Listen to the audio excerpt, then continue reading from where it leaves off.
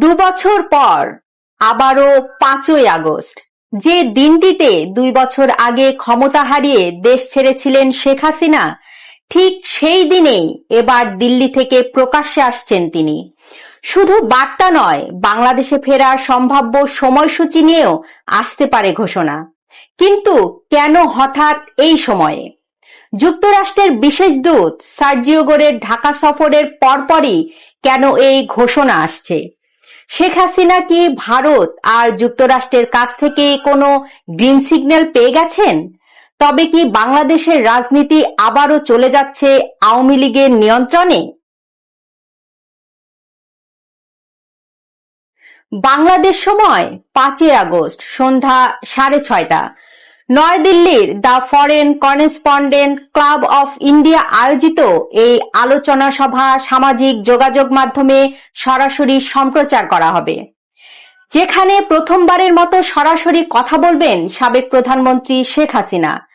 যুক্তরাষ্ট্র থেকে ভার্চুয়ালি যুক্ত হবেন সজীব ওয়াজেদ জয়, আর সশরীরে উপস্থিত থাকবেন সাবেক শিক্ষামন্ত্রী মহিবুল হাসান চৌধুরী নয়ফেল, ক্রিকেটার অলরাউন্ডার সাকিব আল হাসান সহ আওয়ামী লীগের একাধিক নেতা।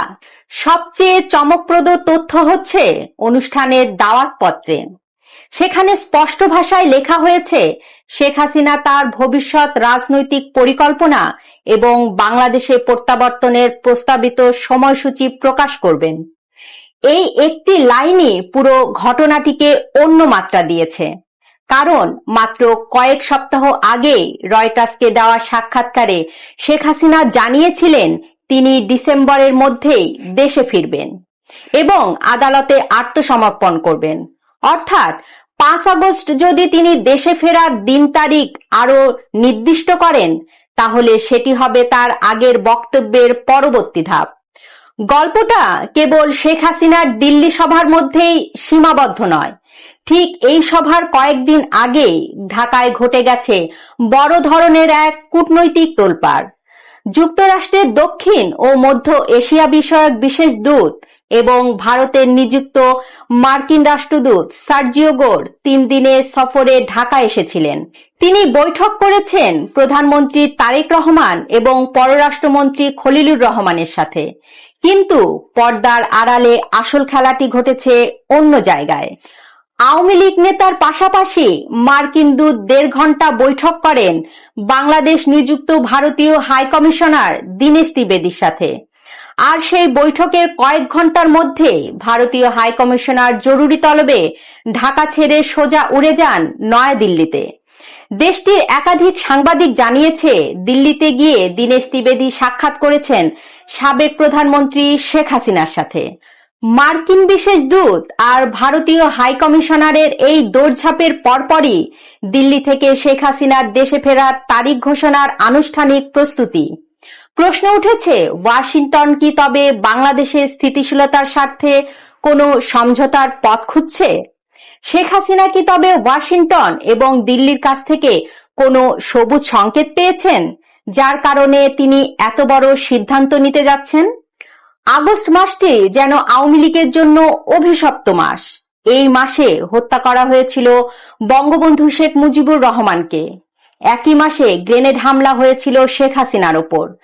আবার সেই মাসেই পতন ঘটেছিল শেখ হাসিনা সরকারের। শেখ হাসিনার জন্য 5ই আগস্টের প্রতীকী গুরুত্ব বিশাল। 2 বছর আগে এই দিনেই তিনি দেশ ছাড়েন। এবার এই দিনেই তিনি দেশবাসীর সামনে আসছেন। রাজনীতিতে প্রতীকী অনেক বড় অস্ত্র। যে দিনটিতে তার সরকারের পতন হয়েছিল, সেই দিনটিকে তিনি রাজনৈতিক প্রত্যাবর্তনের বার্তা দেওয়ার দিন হিসাবে ব্যবহার করছেন। তিনি হয়তো বলতে চাইছেন, যেদিন আমি গিয়েছিলাম সেই দিনই বলছি আমি ফিরব। তাই 5 আগস্টের অনুষ্ঠানকে শুধু একটি রাজনৈতিক বক্তব্য হিসাবে দেখলে ভুল হবে। এটি হতে পারে 3টি বার্তার সূচনা। প্রথম বার্তা, শেখ হাসিনা পালিয়ে যায়নি, বহু প্রাণহানি এড়াতে নিরাপদ স্থানে গেছেন। তিনি রাজনৈতিকভাবে সক্রিয়। দ্বিতীয় বার্তা, আওয়ামী লীগের সাংগঠনিক শক্তি অটুট আছে জনসমর্থনও। আর তৃতীয় বার্তা, দেশের মানুষকে রক্ষা করা এবং ষড়যন্ত্রকারীদের বিচারের আওতায় আনতে শেখ হাসিনাকে দেশে ফিরতেই হবে। 2 বছর আগে যে 5ই আগস্ট শেখ হাসিনা ক্ষমতা হারানোর প্রতীকী ছিল, 2 বছর পর সেই 5ই আগস্ট হয়ে উঠতে পারে তার রাজনৈতিক প্রত্যাবর্তনের নতুন কাউন্টডাউন।